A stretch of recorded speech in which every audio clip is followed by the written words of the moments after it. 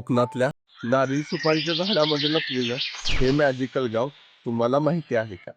नमस्कार मित्रांनो, मी मयुरेश पाटील. आज येऊन पोहोचलोय रत्नागिरीच्या राजापूर तालुक्यातील एका अशा गावामध्ये जिथं फक्त मी, पक्ष्यांचा किलबिलाट आणि गुरे चरायला घेऊन जाणारे हे बाबा होते. कुठलं गाव आहे हे? हे कशाने गाव?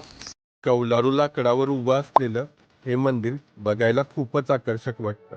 मंदिरामध्ये रूपनारायणाची सुंदर मूर्ती आहे. तसेच मंदिराचा परिसर सुंदर पताक्यांनी सजवला आहे. या मंदिरापासून जवळच सूर्यदेवाचं एक प्राचीन मंदिर आहे. हे आहे सूर्यदेवाला समर्पित असलेलं कनकादित्य मंदिर.